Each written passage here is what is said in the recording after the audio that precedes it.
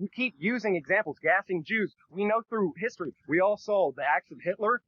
Everybody agrees that that is not a good thing. You gotta be kidding me. You honestly think everybody agrees? There's actually a proverb that says, if you meet the Buddha along the road, kill him. And I mean, to me, that seems to what you're doing here, selling hope. And so, I mean, I think that it is our duty to, question all those supposed proofs and everything. The guy who's trying to sell you the path to enlightenment and truth is the guy you should be most wary of.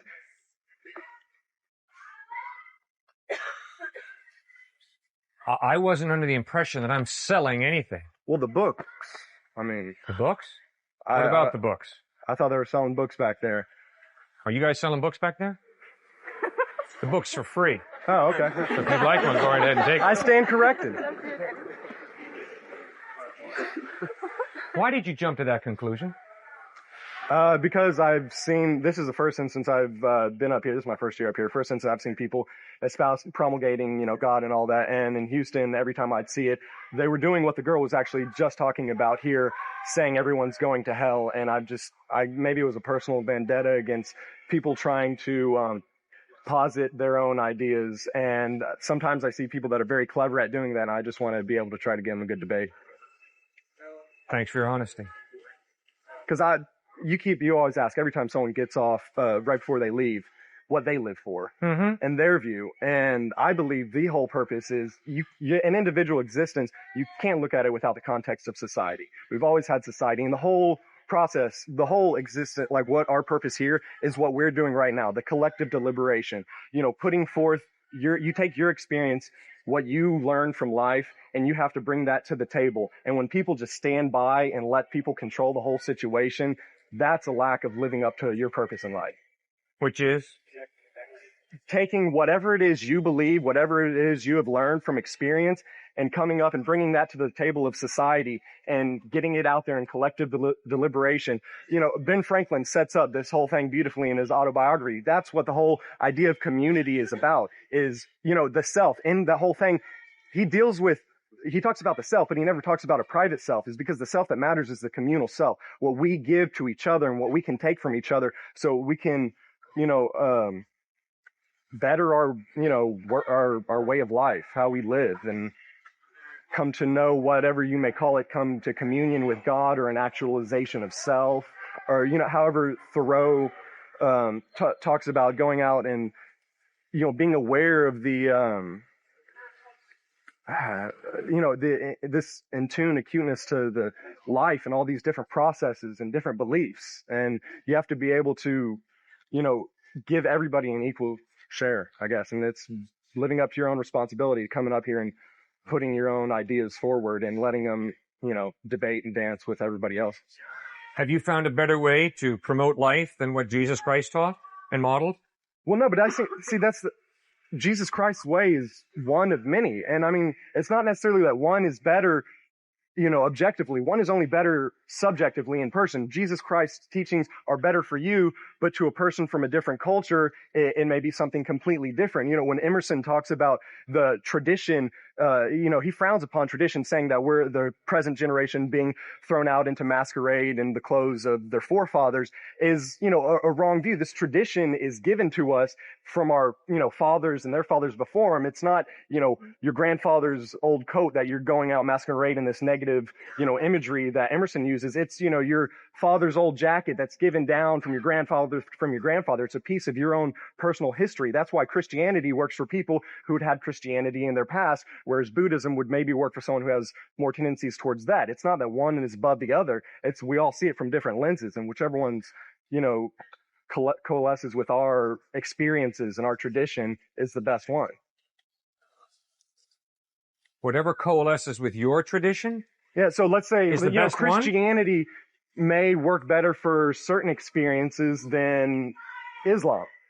Some people might have grown up under a certain, I don't know the exact experiences, but a person might be, Islam could be more right for one person and help them to reach God than Christianity. But I'm not saying there's a different God, that one is right and one is wrong. They're different paths to the same thing. William Blake says this in his, he has two essays, All Religions Are One, and I forget the name of the other, but it's the same idea. It's different paths to the same mountaintop. So the atheist and I are going to the same top of the same mountain? Yeah. If that atheist can realize his responsibility to to the humans around him, to life around him, and can work for the betterment of each other, it matters not whether he, praises this name of God or that or the absence of one. As long as he can, effectively relate with other people and help, we can all better our plot here in the world. Then what does that mean to better our plot in the world? Who defines what's better? You do. That's the whole issue of Thoreau is your idea of the world comes from you look at yourself and you imagine through an active imagination, you envision the world in which you will flourish and you work to achieve that end. And that is a responsibility to yourself, to God. That is what you can call the actualization of self or communion with God, whatever you want, but it's still, same thing. And what happens if I think that self-actualization is best achieved by having sex with as many good-looking women as I can, by making as much money as I can, by driving as nice a car as I can, and by having as many homes as I can? Well, I would say if that's what it tells you, then you fulfill that. But common experience tells us, or at least from my viewpoints, to my viewpoints, what I've seen your viewpoint. That doesn't make me happy. It makes a lot of others of us very happy. And immediately, yes. But after long term, that's the whole thing about hedonism. People always try to condemn hedonism, but I see a really close, affinity between hedonism and Epicureanism. But the thing is, if you take it in the temporal context, you're not going to go off and rape women because you like sex, because there's repercussions. You have to take responsibility for your action. Just because something is pleasurable doesn't mean you have to take responsibility for your action. What does that mean? Why? Why do you have to take responsibility? Why can't you just treat life, if everything's totally relative and if it's just a matter of you creating reality in your own head, why do you have to take responsibility for what you do? You're an accident. No. You're not an accident? Well, all right. First of all, I never said anything about being an accident, but I kind of like the idea of us being an accident. Kierkegaard says that, God never consulted me before he threw me into this thing called existence. It pretty much is kind of an accident. So I'm thrown into it, but I still am confronted with a life that I must deal with. Yeah. And it is my responsibility to try to make sense of it. And that's the whole idea of community. So make sense of it. And does it make sense that if I want to go and have sex with as many people as I can and make as much money as I can and drive as many expensive cars as I can, you have a problem with that? If that's my reality that I choose to create as the purpose of my life, you have a problem with that?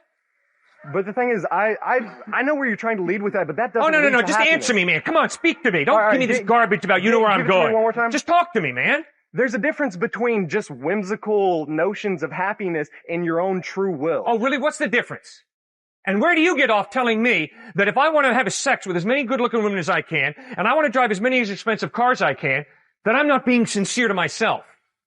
Where do you get off making that kind of judgment call? Because I down that path, and I thought the same damn thing, but that doesn't make you truly happy. Well, how do you know it's going to make me truly happy? I'm not, but I can say you can go ahead and try, but I know that's not going to do it. Oh, you do? Well, you are one knowledgeable gentleman. My goodness. I live with a whole bunch of people who think the same thing, and I keep seeing the same thing. So you've got a bunch of people agreeing with you. Bravo. Does that mean it's true? No. Agreeing with what you're saying, that they still think that the road to happiness is going out there and fucking a bunch of women and doing drugs and buying big fancy cars, and they keep ending up unhappy, pissed off about something else or other. So you can say that's what you really want in life, but no, that's not what you really want in life. Oh, what do I really want in life? I don't know, but just... Well, then what do you mean you know that it's not what I really want then? Because everybody is just going to say, well, pleasure makes me happy, so anything that gives... That's the simple argument. You're trying to take the simple argument. There is a pleasure beyond just the immediate, right now I'm going to this girl and I'm going to be happy forever because I had a pleasurable experience. Even though there are other emotions that may be involved, you might get hurt about something. But you're saying, no, sex makes me happy, so I can go for all these women, and that's...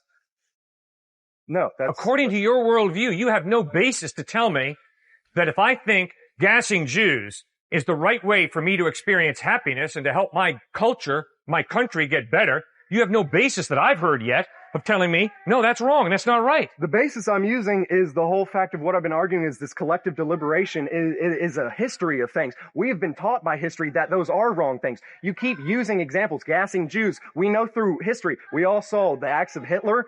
Everybody agrees that that is not a good thing. You gotta be kidding me. You honestly think everybody agrees that racism and Aryan supremacy is wrong? You honestly believe that? Okay, no. Good. Thank you. Have a good afternoon, man.